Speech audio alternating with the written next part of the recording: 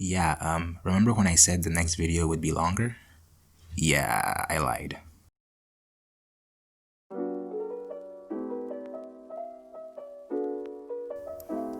With the greatly anticipated Cyberpunk 2077 coming out soon, or maybe not, I don't even know anymore, there is a lot to be excited for.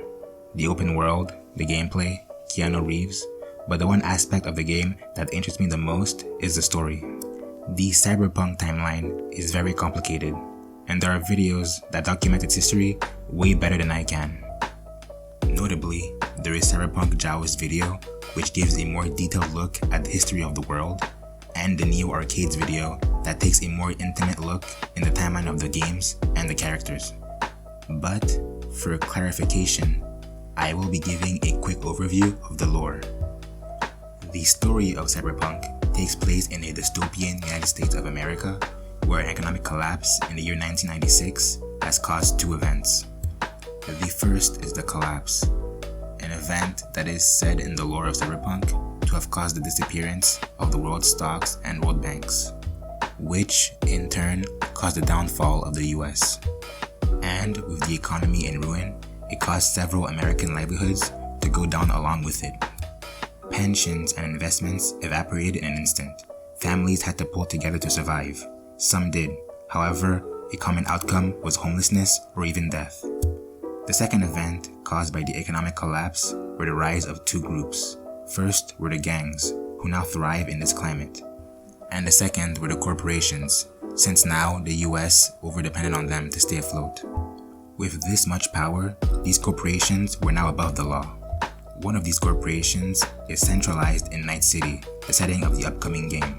That's fascinating, isn't it? The idea of a country as big and as powerful as the US just falling into anarchy. How can something so complex be a superpower one day and the next be in ruin? Yeah, I think we found our topic for today. So, allow me to elaborate on the nature of empires, systems, humanity, but above all else, the nature of complexity. Just to clarify, societal collapse was something that happened very often in the past. For example, several Egyptian empires fell. To be more specific, there is a time period in Egyptian history known as the New Kingdom, in which a nation split in two. Calling this time convoluted would be an understatement. But that in of itself is natural. As villages develop into nations, it creates something within its system that every other country has, complexity, and I believe that is the main factor for societal downfalls. In the book, The Collapse of Complex Societies, the author Joseph A. Tainter breaks down complex societies to two main factors. Firstly is inequality, being the difference in power, money, and status within a city.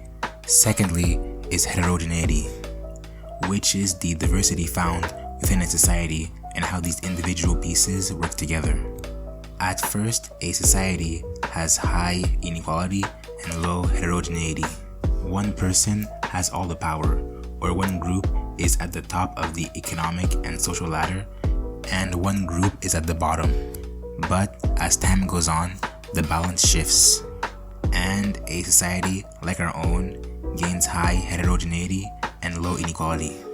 Not to say that inequality has disappeared completely. No society has truly gotten rid of it. However, compared to a century ago, power has found a way to be distributed to more people. As the world gets more and more moving pieces, it creates a more complex society, which, in theory, should create a more fair and secure world. However, this system creates a unique problem.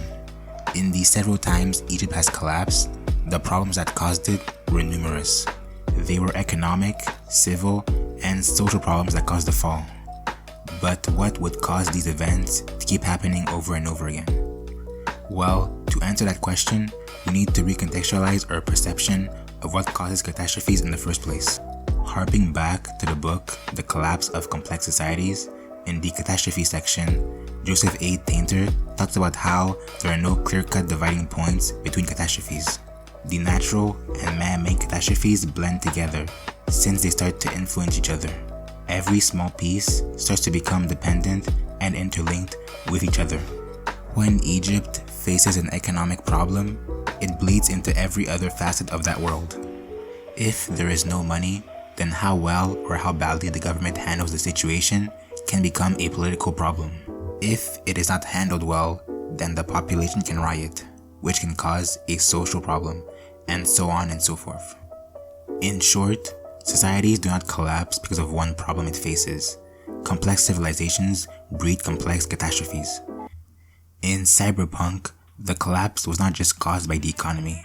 It began with it, but it then affected every other aspect of the United States until it left the world the way it is now. With this conclusion, it leaves things on a very depressing note. Eventually, just like every other civilization who collapsed in the past, nations in our time might succumb to the same fate. However, just like we did earlier, I think we should see things from a different perspective. Just like the Egyptians, collapse does not inherently always mean death.